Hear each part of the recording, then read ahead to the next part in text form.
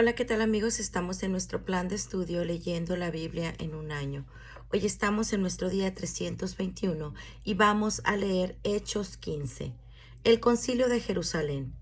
Cuando Pablo y Bernabé estaban en Antioquía de Siria, llegaron unos hombres de Judea y comenzaron a enseñarles a los creyentes: a menos que se circunciden como exige la ley de Moisés, no podrán ser salvos. Pablo y Bernabé no estaban de acuerdo con ellos y discutieron con vehemencia. Finalmente, la iglesia decidió enviar a Pablo y a Bernabé a Jerusalén, junto con algunos creyentes del lugar, para que hablaran con los apóstoles y con los ancianos sobre esta cuestión. La iglesia envió a los delegados a Jerusalén, quienes de camino se detuvieron en Fenicia y Samaria para visitar a los creyentes. Les contaron, para alegría de todos, que los gentiles también se convertían. Cuando llegaron a Jerusalén, toda la iglesia, incluidos los apóstoles y los ancianos, dio la bienvenida a Pablo y a Bernabé, quienes les informaron acerca de todo lo que Dios había hecho por medio de ellos. Pero después de algunos creyentes que pertenecían a la secta de los fariseos se pusieron de pie e insistieron: los convertidos gentiles deben ser circuncidados y hay que exigirles que sigan la ley de Moisés. Así que los apóstoles y los ancianos se reunieron para resolver este asunto. En la reunión, después de una larga discusión, Pedro se puso de pie y se dirigió a ellos de la siguiente manera: hermanos, todos ustedes saben que hace tiempo Dios me eligió de entre ustedes para que predicara a los gentiles a fin de que pudieran oír la buena noticia y creer. Dios conoce el corazón humano y Él confirmó que acepta a los gentiles al darles el Espíritu Santo, tal como lo hizo con nosotros. Él no hizo ninguna distinción entre nosotros y ellos, pues les limpió el corazón por medio de la fe. Entonces, ¿por qué ahora desafían a Dios al ponerle carga sobre los creyentes gentiles con un yugo que ni nosotros ni nuestros antepasados pudimos llevar? Nosotros creemos que todos somos salvos de la misma manera, por la gracia no merecida que proviene del Señor. Todos escuchamos en silencio mientras Bernabé y Pablo les contaron de las señales milagrosas y maravillosas que Dios había hecho por medio de ellos entre los gentiles. Cuando terminaron, Santiago se puso de pie y dijo: hermanos, escúchenme. Pedro les ha contado de cuando Dios visitó por primera vez a los gentiles para tomar de entre ellos un pueblo para sí mismo.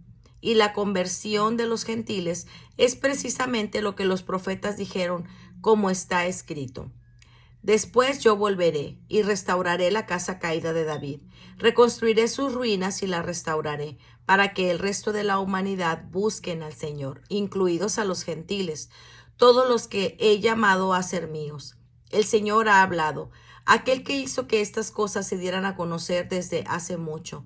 Y mi opinión entonces es que no debemos ponerles obstáculos a los gentiles que se convierten a Dios. Al contrario, deberíamos escribirles y decirles que se abstengan de comer alimentos ofrecidos a los ídolos, de inmoralidad sexual, de comer carne de animales estrangulados y de consumir sangre. Pues estas leyes de Moisés se han predicado todos los días de descanso en las sinagogas judías de cada ciudad durante muchas generaciones. Carta para los creyentes gentiles. Entonces los apóstoles y los ancianos, junto con toda la iglesia de Jerusalén, escogieron delegados y los enviaron a Antioquía de Siria con Pablo y Bernabé para que informaran acerca de esta decisión. Los delegados escogidos eran dos de los líderes de la iglesia, Judas, también llamado Barsabás, y Silas. La carta que llevaron decía lo siguiente: nosotros los apóstoles y ancianos, sus hermanos de Jerusalén, escribimos esta carta a los creyentes gentiles de Antioquía, Cilicia y Siria. Saludos. Tenemos entendido que unos hombres de aquí los han perturbado e inquietado con su enseñanza, pero nosotros no los enviamos. Así que decidimos, después de llegar a un acuerdo unánime, enviarles representantes oficiales junto con nuestros amados Bernabé y Pablo, quienes han arriesgado la vida por el nombre de nuestro Señor Jesucristo. Les enviamos a Judas y a Silas para confirmar lo que hemos decidido con relación a la pregunta de ustedes. Pues nos parece bien al Espíritu Santo y a nosotros no imponer sobre ustedes una carga mayor que estos pocos requisitos. Deben abstenerse de comer alimentos ofrecidos a ídolos, de consumir sangre o la carne de animales estrangulados y de la inmoralidad sexual. Si hacen esto, harán bien a Dios. Los mensajeros salieron de inmediato para Antioquía, donde convocaron a una reunión general de los creyentes y entregaron la carta. Y hubo mucha alegría en toda la iglesia ese día cuando leyeron este mensaje alentador. Entonces Judas y Silas, ambos profetas, hablaron largo y tendido con los creyentes para animarlos y ofrecerlos en su fe. Se quedaron ahí un tiempo y luego los creyentes los enviaron de regreso a la iglesia de Jerusalén con una bendición de paz. Pablo y Bernabé se quedaron en Antioquía. Ellos y muchos otros enseñaban y predicaban la palabra del Señor en esa ciudad. Pablo y Bernabé se separan. Después de un tiempo, Pablo le dijo a Bernabé: volvamos a visitar cada una de las ciudades donde ya antes predicamos la palabra del Señor para ver cómo andan los nuevos creyentes. Bernabé estuvo de acuerdo y quería llevar con ellos a Juan Marcos. Pero Pablo se opuso terminantemente, ya que Juan Marcos los había abandonado en Panfilia y no había continuado con ellos en el trabajo. Su desacuerdo fue tan intenso que se separaron. Bernabé tomó a Juan Marcos consigo y navegó hacia Chipre. Pablo escogió a Silas y al salir los creyentes lo encomendaron al cuidado misericordioso del Señor. Luego viajó por toda Siria y Cilicia, fortaleciendo a las iglesias. Hechos 16. Segundo viaje misionero de Pablo.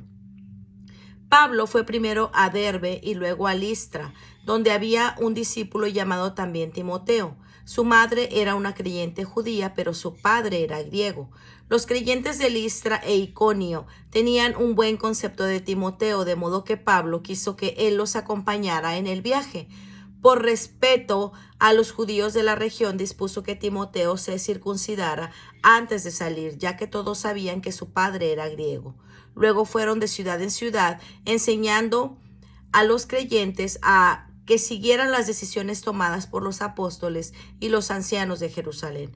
Así que las iglesias se fortalecían en su fe y el número de creyentes crecía cada día. Un llamado de Macedonia.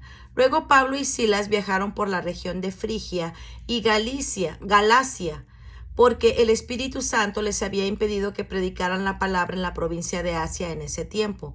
Luego, al llegar a los límites de Misia, se dirigieron al norte hacia la provincia de Bitinia, pero de nuevo el Espíritu de Jesús no les permitió ir ahí, así que siguieron su viaje por Misia hasta el puerto de Troas. Esa noche, Pablo tuvo una visión. Puesto de pie, un hombre de Macedonia, al norte de Grecia, le rogaba: ven aquí a Macedonia y ayúdanos. Entonces decidimos salir de inmediato hacia Macedonia después de haber llegado a la conclusión de que Dios nos llamaba a predicar la buena noticia ahí. En Filipos, Lidia cree en Jesús. Subimos a bordo de un barco en Troas, navegamos directo a la isla de Samatrocia y al día siguiente desembarcamos en Neápolis. De ahí llegamos a Filipos, una ciudad principal de ese distrito de Macedonia y una colonia romana, y nos quedamos ahí varios días. El día de descanso nos alejamos un poco de la ciudad y fuimos a la orilla de un río donde pensamos que la gente se reuniría para orar y nos sentamos a hablar con unas mujeres que se habían congregado ahí. Una de ellas era Lidia, de la ciudad de Tiatira, una comerciante de tela púrpura muy costosa, quien adoraba a Dios. Mientras nos escuchaba, el Señor abrió su corazón y aceptó lo que Pablo decía. Ella y los de su casa fueron bautizados y nos invitó a que fuéramos sus huéspedes. Si ustedes reconocen que soy una verdadera creyente en el Señor, dijo ella, vengan a quedarse en mi casa. Y nos insistió hasta que aceptamos. Pablo y Silas en la cárcel. Cierto día, cuando íbamos al lugar de oración, nos encontramos con una joven esclava que tenía un espíritu que le permitía adivinar el futuro. Por medio de la adivinación ganaba mucho dinero para sus amos. Ella seguía a Pablo y también al resto de nosotros gritando: estos hombres son siervos del Dios Altísimo y han venido para decirles cómo ser salvos.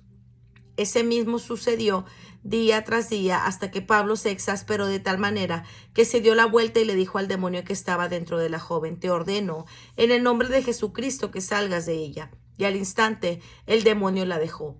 Las esperanzas de sus amos de hacerse ricos ahora quedaron destruidas, así que agarraron a Pablo y a Silas y los arrastraron hasta la plaza del mercado ante las autoridades. Toda la ciudad está alborotada a causa de estos judíos, les gritaron a los funcionarios de la ciudad. Enseñan costumbres que nosotros los romanos no podemos practicar porque son ilegales. Enseguida se formó una turba contra Pablo y Silas, y los funcionarios de la ciudad ordenaron que les quitaran la ropa y los golpearan con varas de madera. Los golpearon severamente y después los metieron en la cárcel. Le ordenaron al carcelero que se asegurara de que no escaparan. Así que el carcelero los puso en el calabozo más adentro y les sujetó los pies en el cepo. Alrededor de la medianoche, Pablo y Silas estaban orando y cantando himnos a Dios y los demás prisioneros escuchaban. De repente hubo un gran terremoto y la cárcel se sacudió hasta sus cimientos. Al instante, todas las puertas se abrieron de golpe y a todos los prisioneros se les cayeron las cadenas. El carcelero se despertó y vio las puertas abiertas de par en par. Dio por sentado que los prisioneros se habían escapado, por lo que sacó su espada para matarse. Pero Pablo le gritó: detente, no te mates, estamos todos aquí. El carcelero pidió una luz y corrió al calabozo y cayó temblando ante Pablo y Silas. Después los sacó y les preguntó: señores, ¿qué debo hacer para ser salvo? Ellos le contestaron: cree en el Señor Jesucristo y serás salvo junto con todos los de tu casa. Y le presentaron la palabra del Señor tanto a él como a todos los que vivían en su casa. Aún a esa hora de la noche el carcelero los atendió y les lavó las heridas. Enseguida ellos lo bautizaron a él y a todos los de su casa. El carcelero los llevó adentro de su casa y les dio de comer. Tanto a él como a los de su casa se alegraron porque todos habían creído en Dios. A la mañana siguiente, los funcionarios de la ciudad mandaron a la policía para que le dijeran al carcelero: suelta a estos hombres. Entonces el carcelero le dijo a Pablo: los funcionarios de la ciudad han dicho que tú y Silas quedan en libertad. Vayan en paz. Pero Pablo respondió: ellos nos golpearon en público sin llevarnos a juicio y nos metieron en la cárcel, y nosotros somos ciudadanos romanos. ¿Ahora quieren que nos vayamos a escondidas? De ninguna manera, que vengan ellos mismos a ponernos en libertad. Cuando la policía dio su informe, los funcionarios de la ciudad se alarmaron al enterarse de que Pablo y Silas eran ciudadanos romanos. Entonces fueron a la cárcel, se disculparon con ellos, luego los sacaron de ahí y les suplicaron que se fueran de la ciudad. Una vez que salieron de la cárcel, Pablo y Silas regresaron a la casa de Lidia. Ahí se reunieron con los creyentes y los animaron una vez más. Después se fueron de la ciudad. Pues muy bien, amigos, este ha sido nuestro día 321. Nos vemos el día de mañana. Que el Señor les bendiga grandemente. Hasta pronto. Bendiciones.